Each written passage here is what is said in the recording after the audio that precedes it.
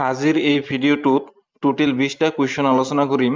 এই 20টাৰ ভিতৰত আপোনালোকে কেইটা পাৰিলে সেইটো কমেণ্টত জনাব। আৰু ভিডিঅ'টো ভাল পালে চেনেলটো ছাবস্ক্ৰাইব কৰিব। তেন্তে আহক আজিৰ ভিডিঅ'টো আৰম্ভ কৰোঁ। আজিৰ প্ৰথম কুৱেশ্যনটো হ'ল অসমৰ প্ৰথমখন চাহ বাগিচা ক'ত স্থাপন হৈছিল? অসমৰ প্ৰথমখন চাহ বাগিচা ক'ত স্থাপন হৈছিল? অপশ্যনসমূহৰ ভিতৰত কাৰেক্ট অপশ্যনটো হ'ল অপশ্যন নম্বৰ বি, চাবুৱা। অসমৰ প্ৰথমখন চাহ বাগিচা চাবুৱাত স্থাপন কৰা হৈছিল। এতিয়া আজিৰ 2 নম্বৰ কুৱেশ্যনটো লৈ কুৱেশ্যনটোত সুধিছে প্ৰতিমা বৰুৱা পাণ্ডে স্মাৰক বঁটা 2023 কোনে লাভ কৰিছিল? 2023 চনৰ প্ৰতিমা বৰুৱা পাণ্ডে স্মাৰক বঁটা কোনে লাভ কৰিছিল? অপশ্যনসমূহৰ ভিতৰত কাৰেক্ট অপশ্যনটো হ'ল অপশ্যন নম্বৰ এ, ৰহেন্দ্ৰনাথ ব্ৰহ্ম। এতিয়া আজিৰ 3 নম্বৰ কুৱেশ্যনটো লৈ কুৱেশ্যনটোত সুধিছে প্ৰথম অসমীয়া মহিলা আলোচনীখনৰ নাম কি? প্ৰথম অসমীয়া মহিলা আলোচনীখনৰ নাম কি? অপশ্যনসমূহৰ ভিতৰত কাৰেক্ট অপশ্যনটো হ'ল অপশ্যন নম্বৰ চি, ঘৰ জেউতি। প্ৰথম অসমীয়া মহিলা আলোচনীখনৰ নাম হ'ল ঘৰ জেউতি। এতিয়া আজিৰ 4 নম্বৰ কুৱেশ্যনটো লৈ কুৱেশ্যনটোত সুধিছে মানৱ জীৱনৰ ওপৰত আধাৰিত অসমীয়া দাৰ্শনিক লোকগীতবোৰক কি বুলি কোৱা হয়? অপশ্যনসমূহৰ ভিতৰত কাৰেক্ট অপশ্যনটো হ'ল অপশ্যন নম্বৰ এ, টোকাৰী গীত। মানৱ জীৱনৰ ওপৰত আধাৰিত অসমীয়া দাৰ্শনিক লোকগীতবোৰক টোকাৰী গীত বুলি কোৱা হয়। এতিয়া আজিৰ 5 নম্বৰ কুৱেশ্যনটো লৈ কুৱেশ্যনটোত সুধিছে পৰাগ উৎসৱ কোন সম্প্ৰদায়ৰ লোকে উদযাপন কৰে? পৰাগ উৎসৱ কোনটো সম্প্ৰদায়ৰ লোকে উদযাপন কৰে? অপশ্যনসমূহৰ ভিতৰত কাৰেক্ট অপশ্যনটো হ'ল অপশ্যন নম্বৰ ডি, মিচিং। পৰাগ উৎসৱ মিচিং সম্প্ৰদায়ৰ লোকে উদযাপন কৰে। এতিয়া আজিৰ 6 নম্বৰ কুৱেশ্যনটো লৈ কুৱেশ্যনটোত সুধিছে গোহাঁই কমল আলি কাৰ ৰাজত্বকালত নিৰ্মাণ কৰা হৈছিল? গোহাঁই কমল আলি কাৰ ৰাজত্বকালত নিৰ্মাণ কৰা হৈছিল? অপশ্যনসমূহৰ ভিতৰত কাৰেক্ট অপশ্যনটো হ'ল অপশ্যন নম্বৰ এ, নৰনাৰায়ণ। গোহাঁই কমল আলি নৰনাৰায়ণৰ ৰাজত্বকালত নিৰ্মাণ কৰা হৈছিল। এতিয়া আজিৰ 7 নম্বৰ কুৱেশ্যনটো লৈ কুৱেশ্যনটোত সুধিছে ভ্ৰমণকাৰী ইবন বটুতা ক'ৰ পৰা আহিছিল? ইবন বটুতা ক'ৰ পৰা আহিছিল? অপশ্যনসমূহৰ ভিতৰত কাৰেক্ট অপশ্যনটো হ'ল অপশ্যন নম্বৰ এ, মৰক্কো। ইবন বটুতা মৰক্কোৰ পৰা আহিছিল। এতিয়া আজিৰ 8 নম্বৰ কুৱেশ্যনটো লৈ কুৱেশ্যনটোত সুধিছে প্ৰসিদ্ধ ভ্ৰমণকাৰী ইবন বটুতাই কোন শতিকাত অসম ভ্ৰমণ কৰিছিল? ইবন বটুতাই কোন শতিকাত অসম ভ্ৰমণ কৰিছিল? অপশ্যনসমূহৰ ভিতৰত কাৰেক্ট অপশ্যনটো হ'ল অপশ্যন নম্বৰ বি, চতুৰ্দশ শতিকাত। এতিয়া আজিৰ 9 নম্বৰ কুৱেশ্যনটো লৈ কুৱেশ্যনটোত সুধিছে কুশান গান কোন অঞ্চলত জনপ্ৰিয়? কুশান গানটো কোনটো অঞ্চলত জনপ্ৰিয়? অপশ্যনসমূহৰ ভিতৰত কাৰেক্ট অপশ্যনটো হ'ল অপশ্যন নম্বৰ বি, গোৱালপাৰা। গোৱালপাৰাত কুশান গান অধিক জনপ্ৰিয়।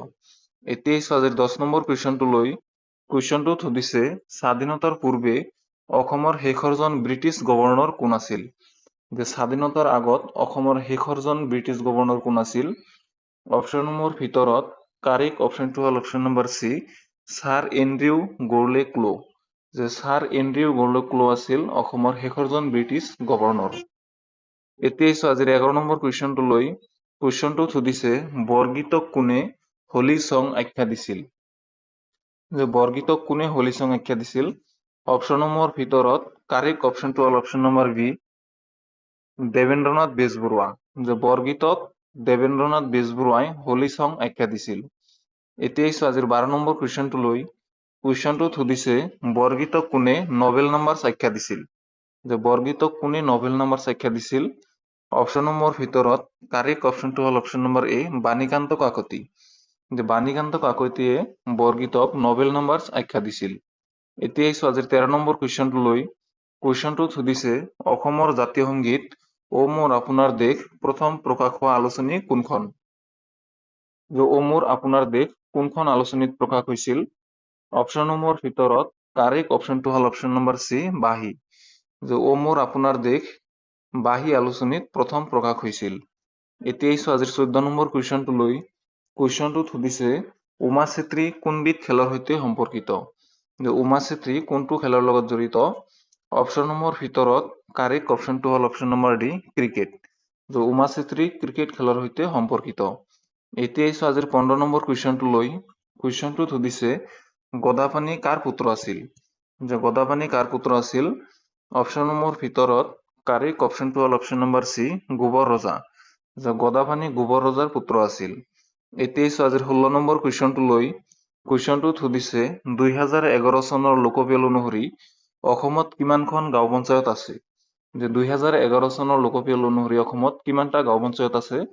অপশ্যনসমূহৰ ভিতৰত কাৰেক্ট অপশ্যনটো হ'ল অপশ্যন নম্বৰ চি, 2202টা। যে 2011 চনৰ লোকপিয়ল অনুসৰি অসমত 2202টা গাঁও পঞ্চায়ত আছে। এতিয়া আহিছো আজিৰ 17 নম্বৰ কুৱেশ্যনটো লৈ। কুৱেশ্যনটোত সুধিছে দানৱ বংশৰ প্ৰতিষ্ঠাপক কোন আছিল? যে দানৱ বংশৰ প্ৰতিষ্ঠাপক কোন আছিল? অপশ্যনসমূহৰ ভিতৰত কাৰেক্ট অপশ্যনটো হ'ল অপশ্যন নম্বৰ এ, মহিৰংগ দানৱ। যে মহিৰংগ দানৱে দানৱ বংশ প্ৰতিষ্ঠা কৰিছিল। এতিয়া আহিছো আজিৰ 18 নম্বৰ কুৱেশ্যনটো লৈ। কুৱেশ্যনটোত সুধিছে ভৌম বংশৰ প্ৰতিষ্ঠাপক কোন আছিল? যে ভৌম বংশ কোনে প্ৰতিষ্ঠা কৰিছিল? অপশ্যনসমূহৰ ভিতৰত কাৰেক্ট অপশ্যনটো হ'ল অপশ্যন নম্বৰ বি, নৰকাসুৰ। যে ভৌম বংশ নৰকাসুৰে প্ৰতিষ্ঠা কৰিছিল। এতিয়া আহিছো আজিৰ 19 নম্বৰ কুৱেশ্যনটো লৈ। কুৱেশ্যনটোত সুধিছে কোন বছৰত উইলিয়াম বেণ্টিংকৰ দ্বাৰা সতী প্ৰথা বাতিল কৰা হৈছিল? এতিয়া আহিছো আজিৰ শেষৰ 20 নম্বৰ কুৱেশ্যনটো লৈ। কুৱেশ্যনটোত সুধিছে বন্দিনী ভাৰত পুথিৰ লেখক কোন আছিল? যে বন্দিনী ভাৰত পুথিখন কোনে লিখিছিল? অপশ্যনসমূহৰ ভিতৰত কাৰেক্ট অপশ্যনটো হ'ল option number B, Ambikagiri Raichoudhury. যে বন্দিনী ভাৰত পুথিখন অম্বিকাগিৰি ৰায়চৌধুৰীয়ে লিখিছিল। চ' এইকেইটাই আছিল আজিৰ প্ৰশ্ন। আপোনালোকে কেইটা পাৰিলে সেইটো কমেণ্টত জনাব।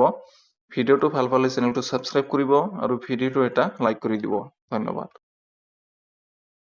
আজিৰ প্ৰথম কুৱেশ্যনটো হ'ল ভাৰতৰ শীতল মৰুভূমি ক'ত অৱস্থিত? যে ভাৰতৰ শীতল মৰুভূমি ক'ত অৱস্থিত? অপশ্যনসমূহৰ ভিতৰত কাৰেক্ট অপশ্যনটো হ'ল অপশ্যন নম্বৰ চি, লাডাখ। যে ভাৰতৰ শীতল মৰুভূমি লাডাখত অৱস্থিত। এতিয়া আহিছো আজিৰ 2 নম্বৰ কুৱেশ্যনটো লৈ। কুৱেশ্যনটোত সুধিছে অসম আৰক্ষী দিৱস কেতিয়া পালন কৰা হয়? যে অসম আৰক্ষী দিৱস কিমান তাৰিখে পালন কৰা হয়? অপশ্যনসমূহৰ ভিতৰত কাৰেক্ট অপশ্যনটো হ'ল অপশ্যন নম্বৰ ডি, 1 অক্টোবৰ। যে 1 অক্টোবৰ তাৰিখে অসম আৰক্ষী দিৱস পালন কৰা হয়। এতিয়া আহিছো আজিৰ 3 নম্বৰ কুৱেশ্যনটো লৈ। কুৱেশ্যনটোত সুধিছে অসমৰ প্ৰথমগৰাকী মহিলা বিত্তমন্ত্ৰী কোন? যে অসমৰ প্ৰথমগৰাকী মহিলা বিত্তমন্ত্ৰী কোন আছিল?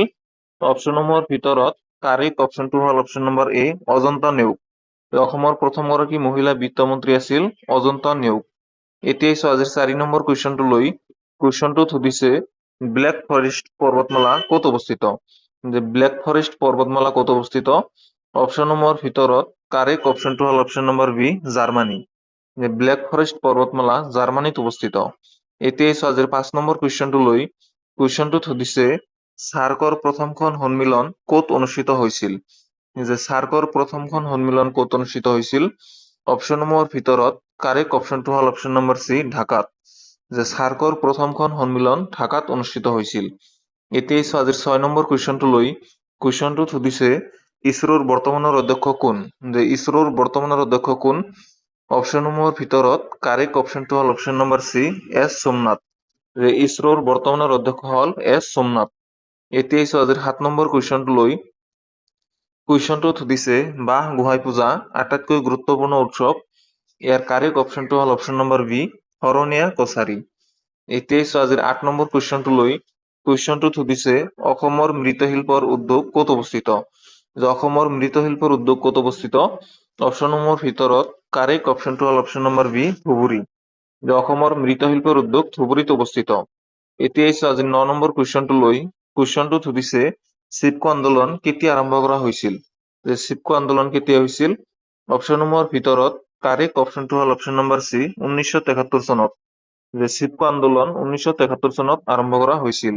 এতিয়া আহিছো আজি 10 নম্বৰ কুৱেশ্যনটো লৈ। কুৱেশ্যনটোত সুধিছে মোৰলেন ৰাষ্ট্ৰীয় উদ্যান কোনখন ৰাজ্যত অৱস্থিত? যে মোৰলেন ৰাষ্ট্ৰীয় উদ্যান কোনখন ৰাজ্যত অৱস্থিত? অপশ্যনসমূহৰ ভিতৰত কাৰেক্ট অপশ্যনটো হ'ল অপশ্যন নম্বৰ চি, মিজোৰাম। যে মোৰলেন ৰাষ্ট্ৰীয় উদ্যান মিজোৰামত অৱস্থিত। এতিয়া আহিছো আজিৰ 11 নম্বৰ কুৱেশ্যনটো লৈ। কুৱেশ্যনটোত সুধিছে অসমৰ প্ৰথমখন চাহ বাগিচা ক'ত স্থাপন কৰা হৈছিল? যে অসমৰ প্ৰথমখন চাহ বাগিচা ক'ত স্থাপন কৰা হৈছিল? অপশ্যনসমূহৰ ভিতৰত কাৰেক্ট অপশ্যনটো হ'ল অপশ্যন নম্বৰ বি, চাবুৱা। যে অসমৰ প্ৰথমখন চাহ বাগিচা চাবুৱাত স্থাপন কৰা হৈছিল। এতিয়া আহিছো আজিৰ 12 নম্বৰ কুৱেশ্যনটো লৈ। কুৱেশ্যনটোত সুধিছে উজনি অসমত প্ৰথম চাহ বাগিচা কোনে স্থাপন কৰিছিল? যে উজনি অসমত প্ৰথম চাহ বাগিচা কোনে স্থাপন কৰিছিল? ইয়াৰ কাৰেক্ট অপশ্যনটো হ'ল option number B, Maniram Dewan. যে উজনি অসমত প্ৰথম চাহ বাগিচা মনিৰাম দেৱানে স্থাপন কৰিছিল। এতিয়া আজিৰ 13 নম্বৰ কুৱেশ্যনটো লৈ কুৱেশ্যনটোত সুধিছে ভাৰতৰ ৰাষ্ট্ৰপতিক নিম্নলিখিত কোনে শপত গ্ৰহণ কৰায়? অপশ্যনসমূহৰ ভিতৰত কাৰেক্ট অপশ্যনটো হ'ল অপশ্যন নম্বৰ এ ভাৰতৰ মুখ্য ন্যায়াধীশ। এতিয়া আজিৰ 14 নম্বৰ কুৱেশ্যনটো লৈ কুৱেশ্যনটোত সুধিছে হৰ্ষৰ জীৱনী নিম্নলিখিত কোনে লিখিছিল? হৰ্ষৰ জীৱনী কোনে লিখিছিল? অপশ্যনসমূহৰ ভিতৰত কাৰেক্ট অপশ্যনটো হ'ল অপশ্যন নম্বৰ বি বাণভট্টই। হৰ্ষৰ জীৱনী বাণভট্টই লিখিছিল। এতিয়া আজিৰ 15 নম্বৰ কুৱেশ্যনটো লৈ কুৱেশ্যনটোত সুধিছে অসম কৃষি বিশ্ববিদ্যালয় আনুষ্ঠানিকভাৱে কেতিয়া স্থাপিত হৈছিল? অসম কৃষি বিশ্ববিদ্যালয় আনুষ্ঠানিকভাৱে কেতিয়া স্থাপন কৰা হৈছিল? অপশ্যনসমূহৰ ভিতৰত কাৰেক্ট অপশ্যনটো হ'ল অপশ্যন নম্বৰ বি 1969 চনত। 1969 চনত অসম কৃষি বিশ্ববিদ্যালয় আনুষ্ঠানিকভাৱে স্থাপিত হৈছিল।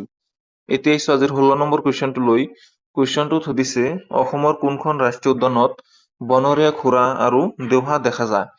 তলত দিয়া কোনটো ৰাষ্ট্ৰীয় উদ্যানত বনৰীয়া ঘোঁৰা আৰু দেওহা দেখা যায়? অপশ্যনসমূহৰ ভিতৰত কাৰেক্ট অপশ্যনটো হ'ল অপশ্যন নম্বৰ ডি ডিব্ৰু-চৈখোৱা ৰাষ্ট্ৰীয় উদ্যান। ডিব্ৰু-চৈখোৱা ৰাষ্ট্ৰীয় উদ্যানত বনৰীয়া ঘোঁৰা আৰু দেওহা দেখা যায়। এতিয়া আজিৰ 17 নম্বৰ কুৱেশ্যনটো লৈ কুৱেশ্যনটোত সুধিছে বায়ুমণ্ডলত সৰ্বাধিক মাত্ৰাত পোৱা গেছ কোনবিধ? বায়ুমণ্ডলত সৰ্বাধিক মাত্ৰাত পোৱা গেছ কোনবিধ? অপশ্যনসমূহৰ ভিতৰত কাৰেক্ট অপশ্যনটো হ'ল অপশ্যন নম্বৰ ডি নাইট্ৰজেন। বায়ুমণ্ডলত সৰ্বাধিক পৰিমাণে নাইট্ৰজেন গেছ আছে। এতিয়া আজিৰ 18 নম্বৰ কুৱেশ্যনটো লৈ কুৱেশ্যনটোত সুধিছে নালন্দা বিশ্ববিদ্যালয়ৰ প্ৰতিষ্ঠাপক কোন আছিল? নালন্দা বিশ্ববিদ্যালয় কোনে প্ৰতিষ্ঠা কৰিছিল?